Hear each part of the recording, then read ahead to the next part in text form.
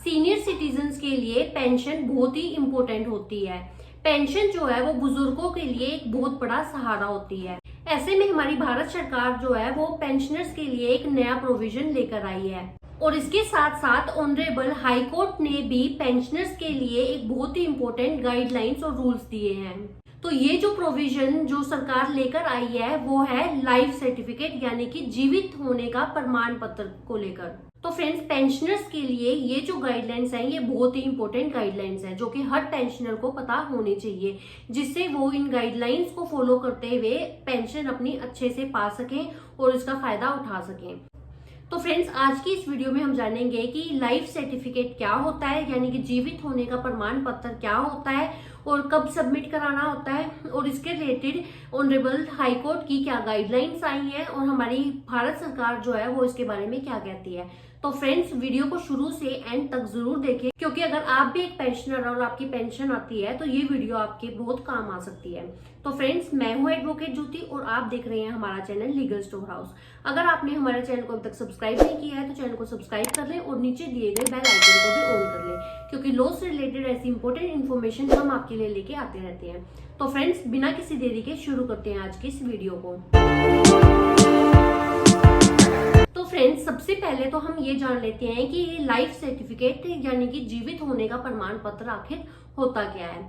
अक्सर आपने देखा होगा कि जो पेंशनर्स हैं, ओल्ड एज सिटीजन्स हैं, उनको पेंशन आती है, लेकिन कई बार क्या होता है कि उनकी डेथ हो जाती है और जो बैंक्स हैं या जहां से उसकी पेंशन आ रही होती है उनको इस बारे में नहीं पता चलता है। ऐसे में जो वो सीनियर सिटीजन है, उसके घर वाले, उसके रिलेटिव्स उसके बैंक अकाउंट से उस पेंशन को यूज करने लगते हैं। तो इसी चीज को अवॉइड करने के लिए सरकार जो है वो लेके आई है लाइफ सर्टिफिकेट यानी कि जीवित होने का प्रमाण पत्र, जो कि हर सीनियर सिटीजन को अपने बैंक में जमा कराना होता है, जिससे बैंक्स को ये पता लगता रहे टाइम टू टाइम कि ये जो सीनियर सिटीजन है जिसकी ये पेंशन बंधी है वो अभी जीवित है। अगर ये लाइफ सर्टिफिकेट आप सबमिट नहीं करते हैं तो ऐसे में जो बैंक्स हैं वो आपकी पेंशन को बंद भी कर सकती है। तो पेंशनर्स के लिए ये जो लाइफ सर्टिफिकेट है ये अलग अलग एज कैटेगरी के हिसाब से अलग बताया गया है कि कितनी बार साल में इसको सबमिट करना होगा। तो ये जो लाइफ सर्टिफिकेट है, सर्टिफिकेट ऑफ एग्जिस्टेंस है, इसको लेकर जो भारत सरकार है वो एक नया रूल लेके आ रही है एनुअल लाइफ सर्टिफिकेट के सबमिशन को लेकर। तो इसमें अगर कोई भी पेंशनर है जिसकी उम्र 60 साल से 80 साल के बीच में है तो उसको साल में अपना लाइफ सर्टिफिकेट जो है वो सबमिट करना होगा और वो करना होगा 30 नवंबर से पहले।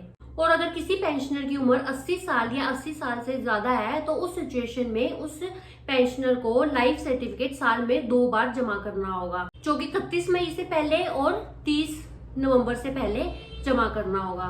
और अगर किसी पर्सन की एज ज्यादा है, वो बीमार रहता है या फिर वो काफी ज्यादा ओल्ड है और वो लाइफ सर्टिफिकेट को जमा कराने के लिए बैंक नहीं आ सकता, तो ऐसे में ये बैंक की ड्यूटी बनती है कि वो अपने बैंक ऑफिशियल को उस पेंशनर के घर पर भेजे और वहां से उसका घर बैठे ही लाइफ सर्टिफिकेट लेकर आए और उसके बाद बैंक में जो वो अपना डाटा है उसको अपडेट करे। और अगर कोई पर्सन 30 नवंबर तक अपना लाइफ सर्टिफिकेट जमा नहीं करता है तो जो बैंक है वो उस पर्सन की पेंशन को रोक सकता है। लेकिन अब मान लो कि 30 नवंबर तक आप अपना लाइफ सर्टिफिकेट सबमिट नहीं करा पाए तो आप नेक्स्ट 31 अक्टूबर तक अपना लाइफ सर्टिफिकेट जमा करा सकते हैं और उसके बाद भी जो आपकी पेंशन रुकी हुई थी और जो भी आपकी पेंशन है वो आपको मिल जाएगी।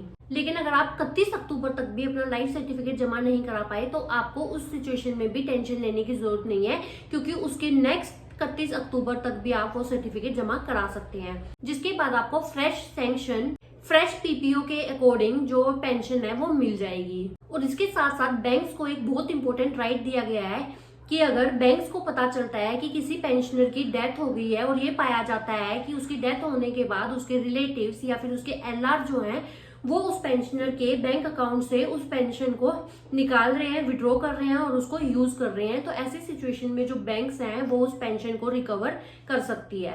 अब ऑनरेबल हाई कोर्ट की जिस जजमेंट में इन गाइडलाइंस को दिया गया है उसका नाम है Shri H Nagabhushan versus the under secretary. 17 फरवरी की कर्नाटका हाई कोर्ट की ये इंपॉर्टेंट जजमेंट है।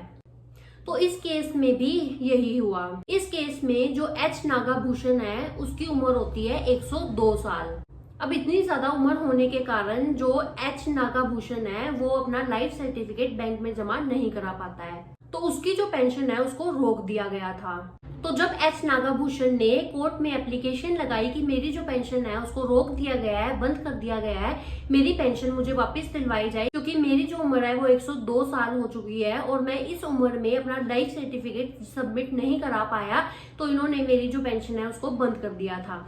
जिसके बाद जो ऑनरेबल हाई कोर्ट है वो एच नागाभूषण की जो पेंशन है उसको दिलवा देती है। तो फ्रेंड्स, ये कुछ इंपॉर्टेंट गाइडलाइंस थी जो कि हर पेंशनर को फॉलो करनी चाहिए, जो कि मैंडेटरी है। और मैं आपको बता दूंगी ये जो लाइफ सर्टिफिकेट है अब आप घर बैठे ऑनलाइन भी अप्लाई कर सकते हैं। तो आप डीएलसी की वेबसाइट पे जाके ऑनलाइन इस लाइफ सर्टिफिकेट को अप्लाई कर सकते हैं। और इसके साथ साथ एक स्पेशल ऐप भी बनाई गई है, जीवन प्रमाण, जहां पे आप इस ऐप के थ्रू भी अपना लाइफ सर्टिफिकेट घर बैठे ही जमा करा सकते हैं।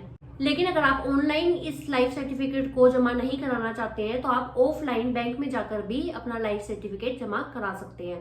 तो फ्रेंड्स, आई होप ये वीडियो आपको अच्छी लगी होगी, यूजफुल लगी होगी, इन्फॉर्मेटिव लगी होगी और इस वीडियो से आपको कुछ सीखने को मिला होगा और आपको इन गाइडलाइंस का पता लग गया होगा। तो फ्रेंड्स, अगर ये वीडियो आपको अच्छी लगी तो वीडियो को लाइक करें, शेयर करें। अगर आपने हमारा चैनल को अब तक सब्सक्राइब नहीं किया है तो चैनल को सब्सक्राइब कर लें। तो फ्रेंड्स, इस वीडियो में इतना ही। अपना कीमती समय हमें देने के लिए धन्यवाद।